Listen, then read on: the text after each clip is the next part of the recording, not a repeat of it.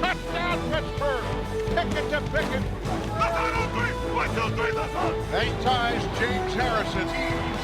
And TJ has the football. Yeah, Zooks, man, that is some powerful running.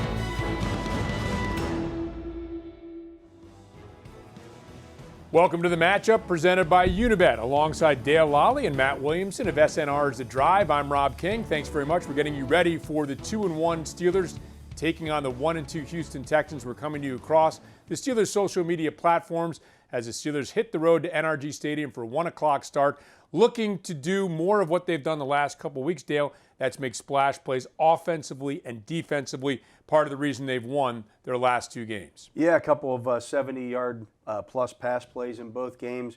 They've gotten some explosive runs out of Najee Harris in these games as well. And you look at the defense, they're number one in the league in sacks, and they're number two in the league in turnovers forced already this year.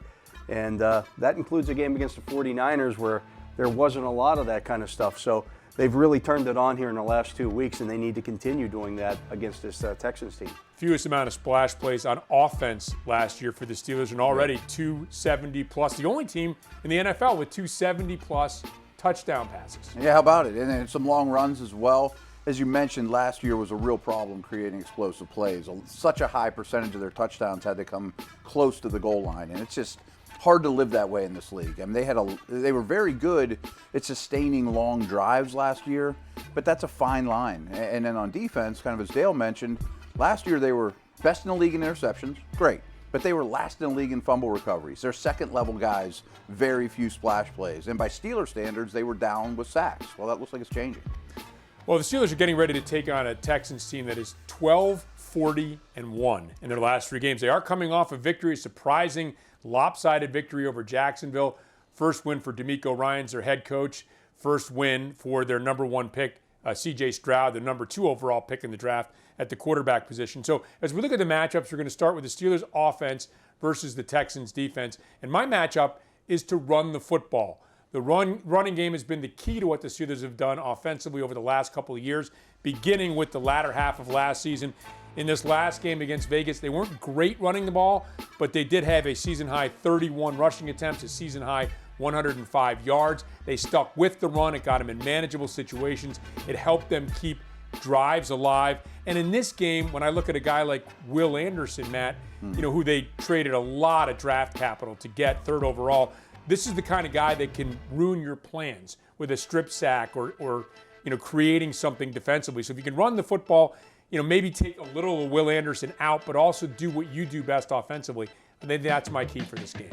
It makes a lot of sense, and Will Anderson's a really interesting player. He's much more of a prospect than these great defensive ends they've faced the last few years, but he could get to that level without question. And what's interesting, too, about their defensive front, they're rotating a lot of guys, so they're kind of looking for answers there.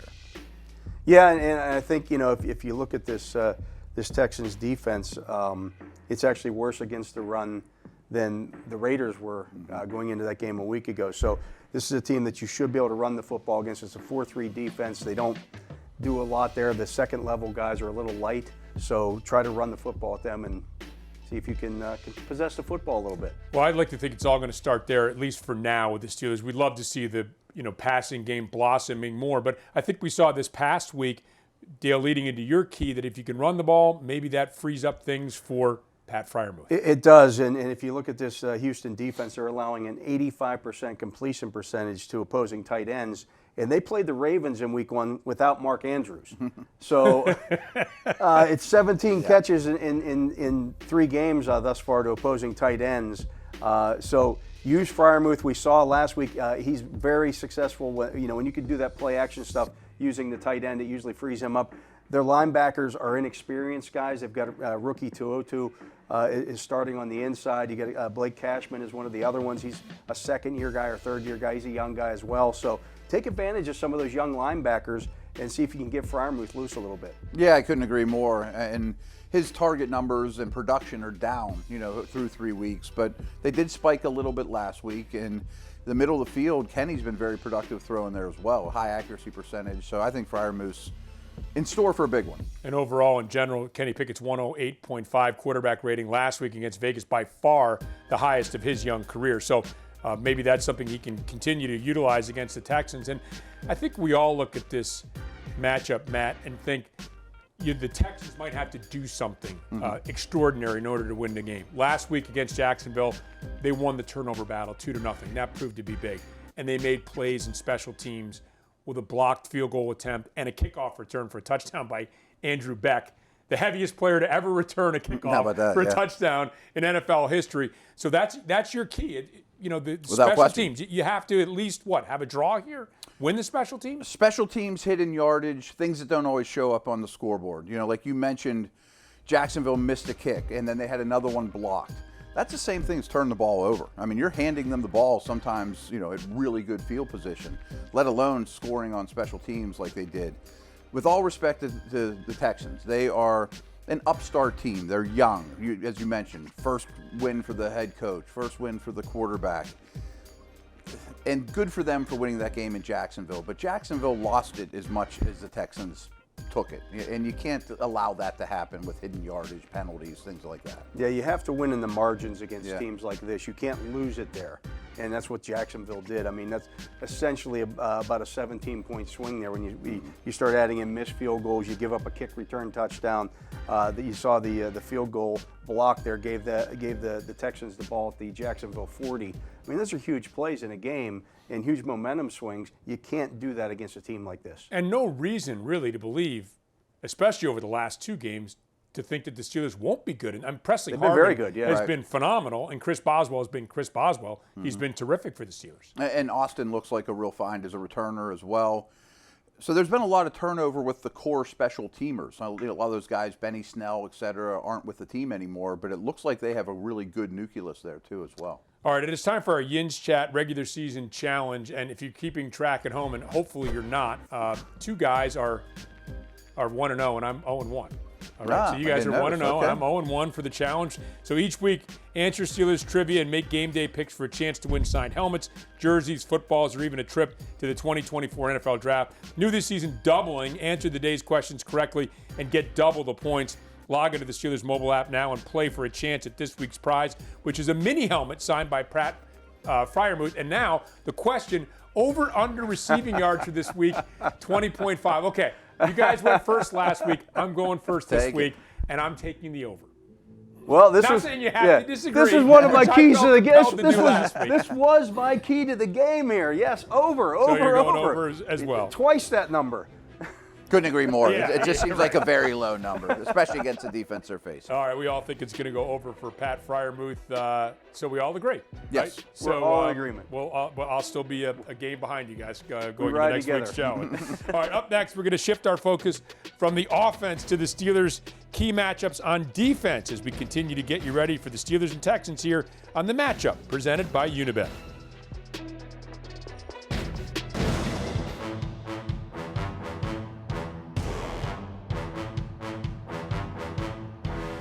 Want to get gear direct from the team? Shop all things black and gold at the official Steelers Pro Shop located at Acrisure Stadium. Get the latest sideline apparel and hats, jerseys of your favorite players, authentic memorabilia, custom gear, and exclusives you can only find here. Don't forget, you aren't game day ready without a terrible towel. The Steelers Pro Shop has everything you need to be part of the legendary Steelers Nation. Come experience the Acrisure Stadium shopping environment or shop online at shop.steelers.com.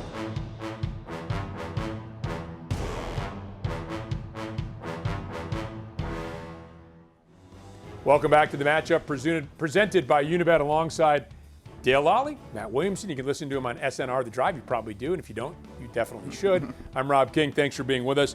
We're going to take a look at the Steelers' defense, and it's been kind of a mixed bag as far as statistically. A defense that's been living on the edge, and they've been creating a lot of opportunities, Matt, through the turnover. That's been a big key, and, of course, the sacks as well. No question. And weathering a little bit of a storm without Cam Hayward there. We know how important he is, and you can't forget that he's not part of the mix. But the big plays, as we mentioned earlier in the show, have been there for sure. As you said, living on the edge. Those edge guys, as well as the depth at the edge, has been superb. And nobody's making more plays than T.J. Watt in the entire league. And again, we have to think, when you think about these statistics, obviously going against a top offense in San Francisco, so early on, it's going to skew the numbers a little bit. So you hope, there's going to be the continuing takeaways, the continuing sacks, but maybe not the continuing yards Yeah, and the points. overall numbers begin to improve a little bit. And maybe you can start doing that this week against, a rookie quarterback who, let's say, face it, he's making his 4th career start. And I might note that Mike Tomlin teams are 22-4 in their history against rookie quarterbacks. You might note you did, and I'm glad you did. 22-4, that's an awfully good record. Yeah. All right, let's take a look at the key matchups, and I'm going to begin again. Sorry to jump in quickly, guys, but the offensive line for me for the Houston Texans is an area that the Steelers can definitely exploit. I've loved, Larry Ogunjobi just was a house wrecker against Cleveland. We've seen Montravius Adams. I thought he played well this last game. And the two young guys, Benton and Leal, up front have been really good. This is a very, very banged up Houston Texans line. And if you can dominate up front, you can get Pierce, who's a hard runner, on the ground, and you can make life difficult for C.J. Stroud. I think you can do that by just going right up the middle of the field and exploiting their weaknesses on their front 5. Yeah, and you mentioned Pierce. You don't want him to get a head of steam going. If you can get him stopped before he gets rolling, that goes a long way. And defenses all year have been able to do that. In the offseason, I really commended the Texans because they've used a lot of resources, first-round picks, big money, to build this offensive line to protect a young quarterback. Well, unfortunately for them, they had one of their starters in last week, and it might not be any better this week. And they allowed 11 sacks in their first 2 games. Did not allow any sacks against Jacksonville. None against Jacksonville, but 11 the first 2 games, and it's like a 40% pressure rate on C.J. Stroud here. So get after him, see if you can force him. And, I think the more quarterbacks get hit in a game, the less they just start to feel it a little bit more and maybe start getting rid of the football a little earlier than they would like to. So that do that. And, that leads into my key. Yeah, and look, C.J. Stroud, we have to give him credit. I mean, even in the game against Indianapolis where he was getting pummeled, he had a very good quarterback rating, an excellent quarterback rating here in Week 3 in their win over Jacksonville. He didn't turn the ball over a lot at Ohio State, and he hasn't turned the ball over at all in the NFL. He's the first quarterback in NFL history to throw for 900 or more yards in his first 3 games and no interceptions. Yeah, he's been amazing, and he was a very accurate passer at Ohio State. But that's why my key in this game is Minkah Fitzpatrick against Stroud. You have maybe the game's best free safety in this one. See if you can bait the young man into a couple of throws. Show him some stuff that, he thinks that's open, but Minkah Fitzpatrick closes on it and makes the interception because he's been one of the best in the league at taking the football away since he joined the Steelers. And if you can do that a couple of times, even once in this game, just to kind of maybe shake the young man's confidence a little bit. It'll be interesting to see. Now, the other thing that he's got going for him, Dale and I are taking care of the middle of the field here for the Steelers. Matt, for you, it's more on the outside, that receiving core. They're 6th in plays of 20 or more yards with a rookie quarterback and a receiving core that most people really haven't heard a whole lot about these guys. Yeah, and I think they're going to start to learn those names pretty soon because I think that's one of the most bright spots, for the Texans right now. In addition to their youth, they're developing receivers as well. Nico Collins is a big prototypical X receiver. Tank Dell's much smaller but electric, and he really came on strong last week. And then Robert Woods is their slot, but he's kind of the veteran in the room bringing these guys along. And that trio's been really, really good. And I've been impressed with Stroud as well.